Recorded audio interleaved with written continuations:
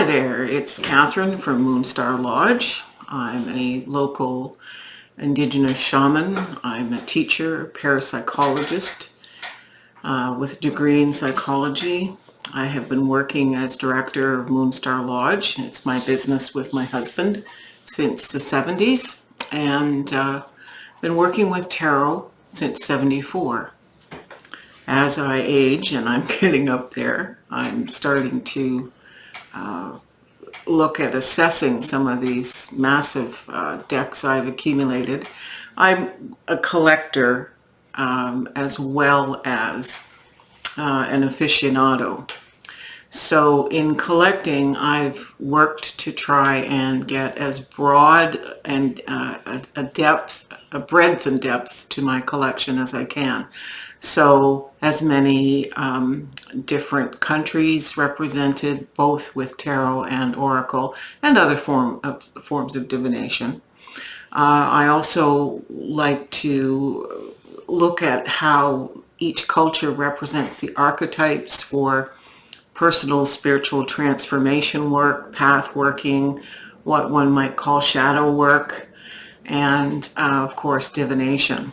So I have in my collection of videos representational video of the library showing what it looks like, my whole collection of about 1,200 pieces, plus my reference books.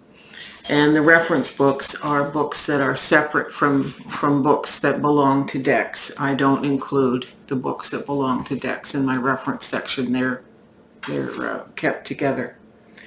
So you'll hear puppy noise in the background because she now wants to leave the room that we're in, and so the excitement of doing this video with us is over.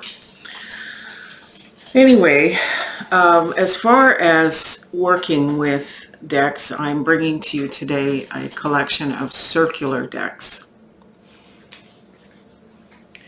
These circular decks span the entire time period, 5 decades of my collecting, and so I wanted to discuss the styles and how to use them. But a lot of people ask me and have asked me over the years about what happens with reversals, since of course the cards can appear in any of the 360 degrees. So I will deal with that. But I thought I would show you the best examples of the different kinds and types of circular decks. My own decks that I'm working on, 2 of them are circular, and I hope to have them published by the end of 2022. There'll be 3 decks in all: an indigenous tarot, a psychospiritual parapsychology development deck, and an oracle called Spirit of the Teaching Rocks. So 2 of those will have circular cards. Anyway, let's go to the cards. So this first deck is called the Cosmic Deck of Initiation, and it's by Barbara DeLong. My apologies, Barbara. And it's really hard to get this. It's a very popular deck, but basically it's a deck of mandalas, and the mandalas are representational here, so they're all different. And each of them has some core words and keywords to them. This is the Miracle card. This is the Guardian Angel card. They're a little bit difficult to see, but you get the drift here. So this actually is an introduction, and that's the listing of the mandalas. But it gives you, for example, the astrological symbols. It gives you things like these harder to see guardian angel cards. So in a situation like this, the direction is not important. But these have been an important tool, this Cosmic Deck of Initiation. There is no book, but we do have all these various mandalas in varying degrees of complexity. So this is not a deck you need to worry about, as I say, in terms of directionality. The layouts here, and I believe you can go to Barbara's website. There may still be PDFs and things to download, but the instructions are on cards in the deck. So this is one example of a non-direction specific. Oh, I'm sorry, there is a little bit of a book here, little white book. I don't use this deck very much, and but I wanted to make sure I had it, and I only found a copy of it in the past year, so I'm still getting to know it. Here's a deck called the Circle of Life Tarot, and this is the original version by some people say Lo Scarabeo, I say Lo Scarabeo, because I think at some point in a past life I might have been Italian. Being that it is Lo Scarabeo, the booklet, which is quite small, is in 5 languages, so you don't get a lot of information. But this is a beautifully done deck, and it's got all the representations here of the standard 78 cards. Very detailed indeed. And these ones are about 4 inches across. So shuffling for my hands, this is about my limit, this in terms of doing it with any sense of ease and flow, because I'm an overhand shuffler. But the colors are luscious, and it's a gorgeous deck. It's very popular. Now, Llewellyn has come out with a version of this deck that's in a box like this. This, is it a brie? Is it a big roll of cheese? No, this is the Tarot Original 1909, and it's a circular edition. Now, Llewellyn has brought this deck back out in this box, and I'm actually in the process of getting that delivered because I want to compare and contrast what has changed. As far as this deck is concerned, maybe if I just pull the ribbon, this is an interesting box. You've got the guidebook in here. Again, I really needed to pull the ribbon. There we go.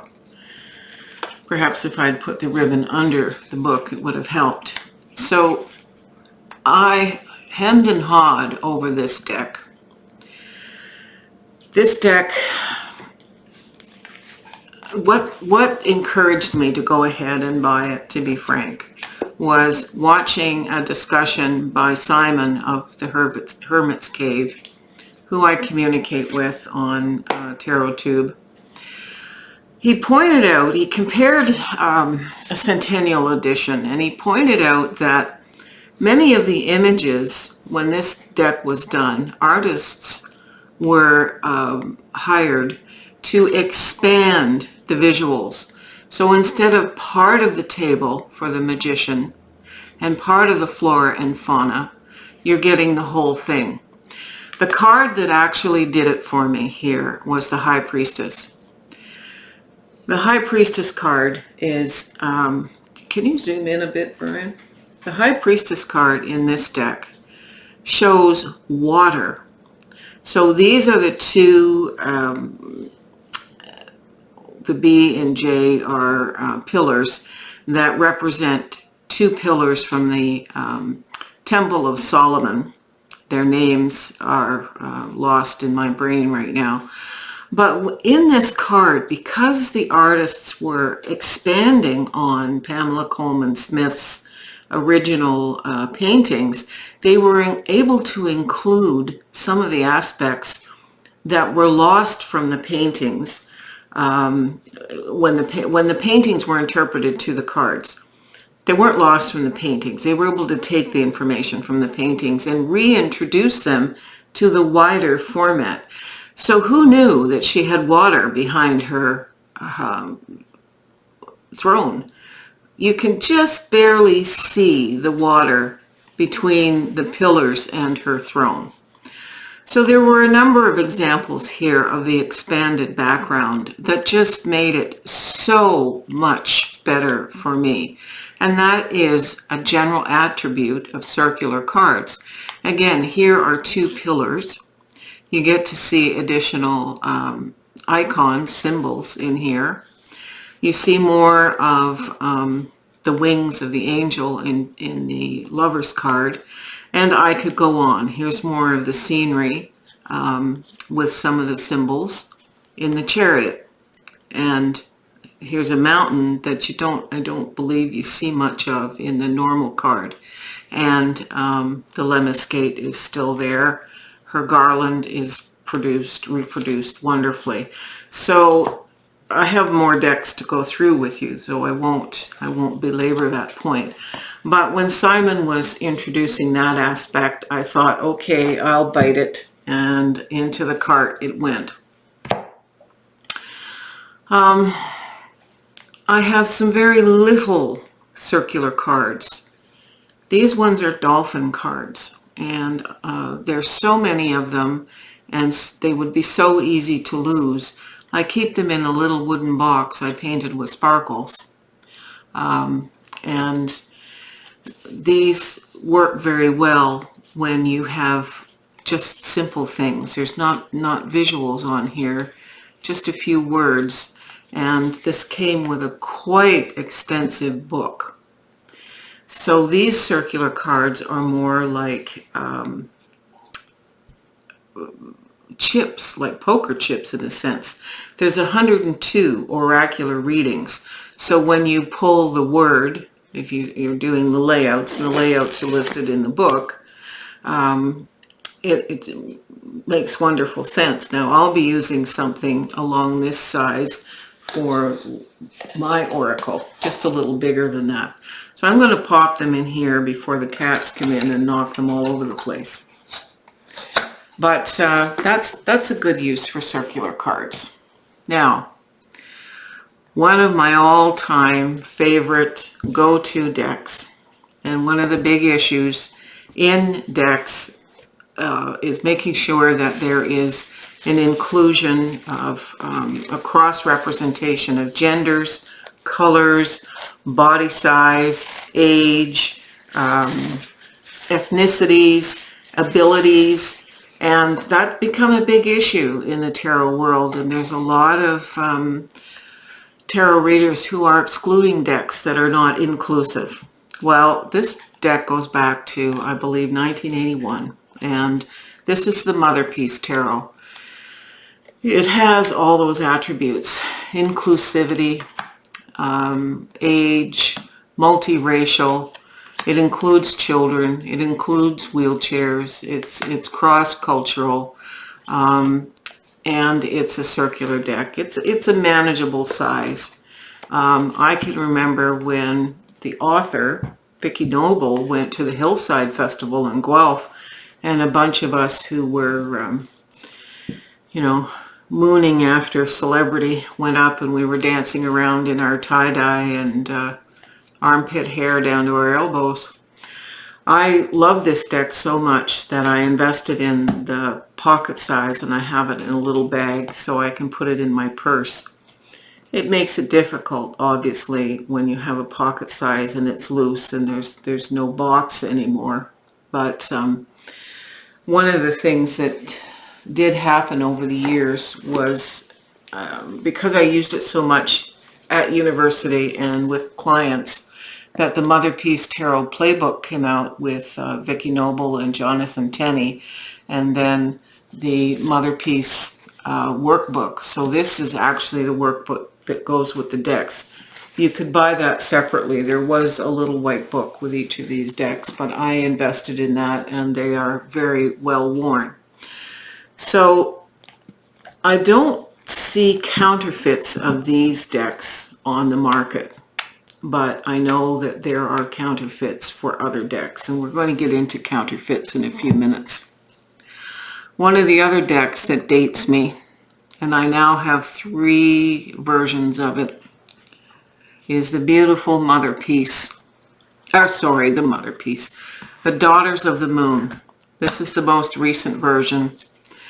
This is a version I got back in the 70s. And I believe it was the first version. And basically, this is another one. I wouldn't say it was competing with the Mother Piece, but this was the ethos of the day. It was a feminist,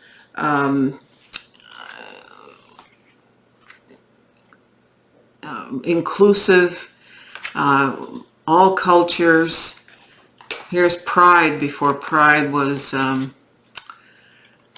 spoken of, but it includes children, it includes crones.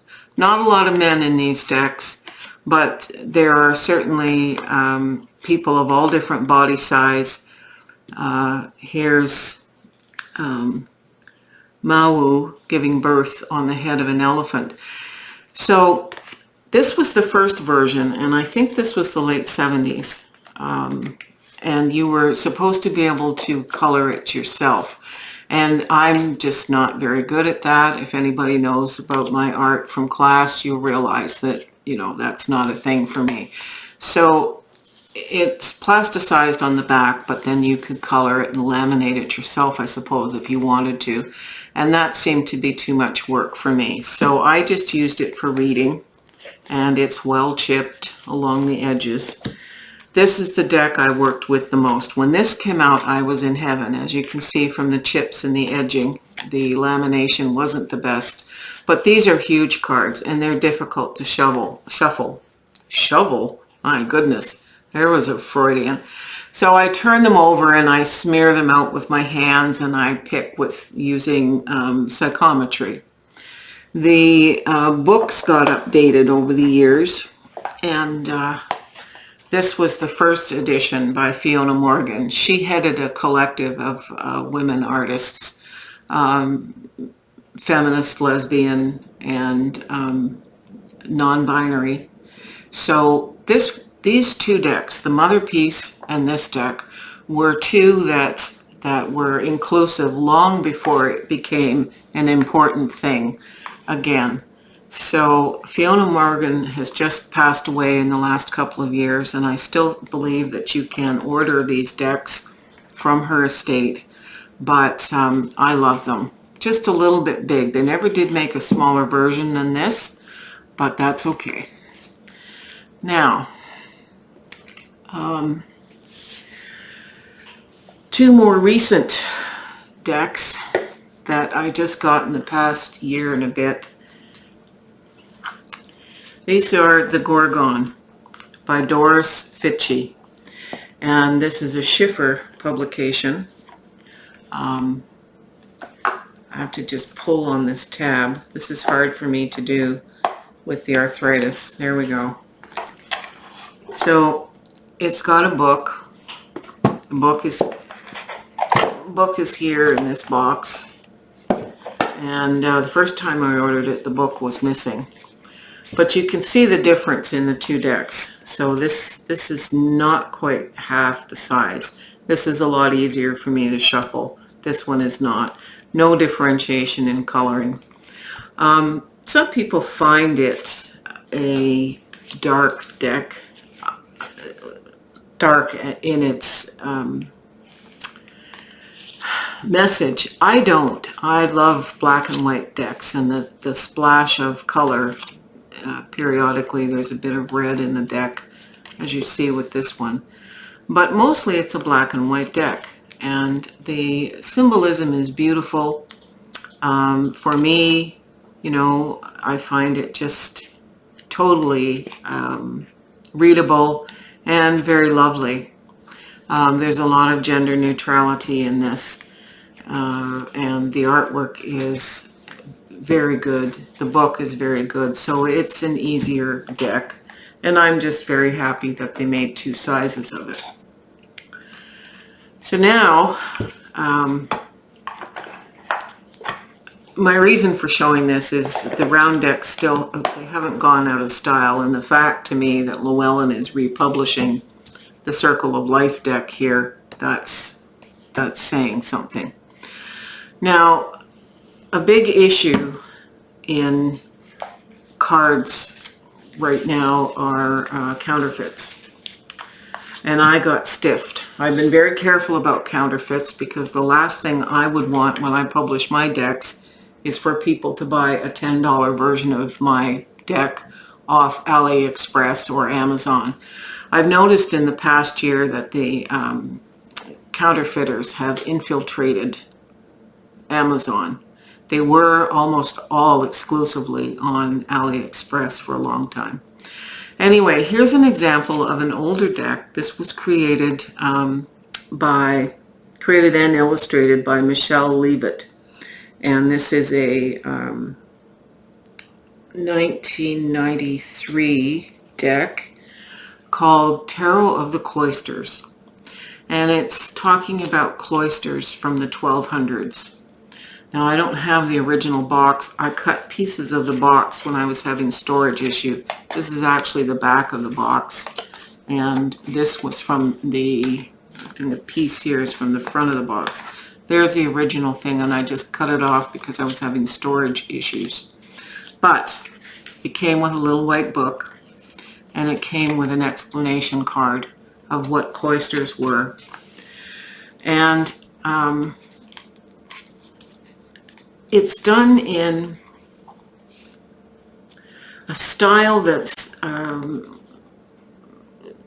was made famous by Klimt, and it looks a lot like beautiful stained glass windows. I got stiffed when I saw this in a cabinet at a store, which I won't mention.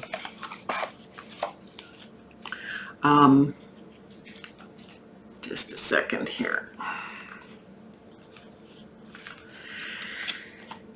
They wouldn't take it out of the cabinet. They said they were too busy to take it out of the cabinet for me to look at. But the difference is with the counterfeits, you won't see any mark on here indicating the publisher. Like, let me see, where's a box that has the publisher listed? So the publisher is listed, of course, on these circular boxes. You can see from the side of the box. Again, here's a box containing a round deck, but it's square. You will see who the publisher is. Again, this is US Games. You will see an ISBN number, and you will see references to the author. No references to an author here, and I couldn't see that.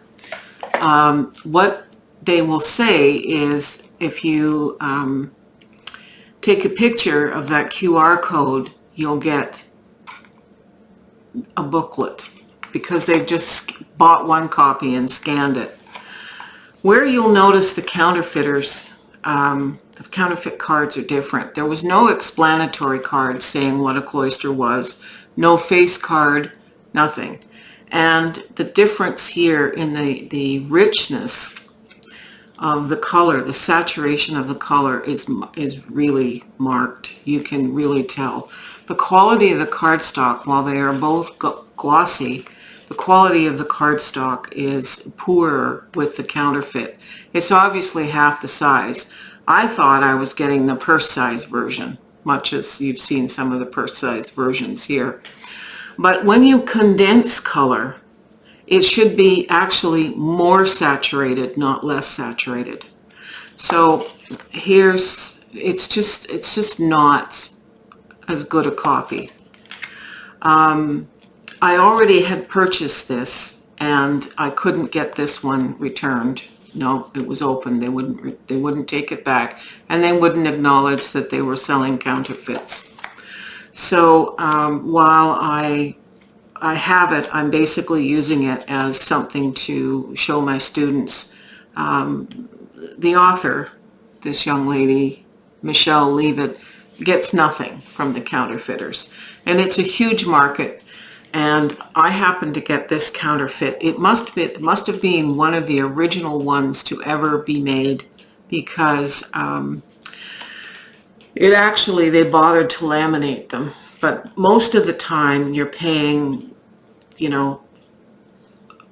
sometimes a quarter of the price of the original decks, and it's it's representative. You get no booklets, you get nothing, and it's really, really sad. And the cards don't stand up to wear. So I have been very careful to pass that information on to my students. All right, you can flip the deck, or sorry, flip the camera for a minute. Actually, no, let's not flip the camera. Let's just go back for a minute. That's okay. These are on the fly. I said I would teach you what happens when, you know, you pull a card. This card is a little difficult to see. Let me just move this card and get out. I'll never get this deck out again and not think of a block of brie cheese. I don't know why that came up. All right, so here's where's our lovely Empress? How to find the Empress. Nope. Don't know what I did with the Empress. Anyway, she's in here somewhere. There, the High Priestess. Let's go with the High Priestess. Even better. All right, so here's our High Priestess. You've shuffled. They've gone wacky in your hands. They're in all sorts of directions. It's good to establish with a deck of cards whether the author intended for you to actually read reversals. But basically, the standard thing I was taught in university was to establish whether, or set the intention prior to the reading, whether you're reading reversals. So this says, yes, I am reading reversals. What you basically do is you look at the tilt of the card. Is that upright or is that reversed? If it's beyond this point, so let's say I had a ruler here. I'll use my dowsing rod as the ruler. If the card flips past the halfway point, it's in reverse for sure. It's considered, if the top of the card is completely on the left and it's halfway, you can either choose to douse in the moment whether that card means reversed or upright, or you can make the intended statement that if it's top to the left, it's reversed, and if it's top to the right, it's upside, like it's upright in the proper orientation. And of course, variables, that's your decision. Vicki Noble talks about this at length in her book on the mother piece. The other thing I do is I take my trusted pendulum, and if I'm looking at the card and it's here, I'm going to ask Spirit, get centered. I put my 3 fingers, so this is minus, plus, minus. If you've taken our dowsing class, you know what I mean by that. And I will ask, is this card in the reverse position? And in a moment. So counterclockwise is no.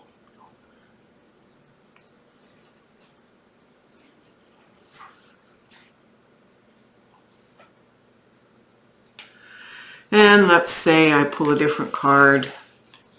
Here we go. This is the King of Swords here, or the Queen of Swords, Queen of Swords. So is the Queen of Swords reversed?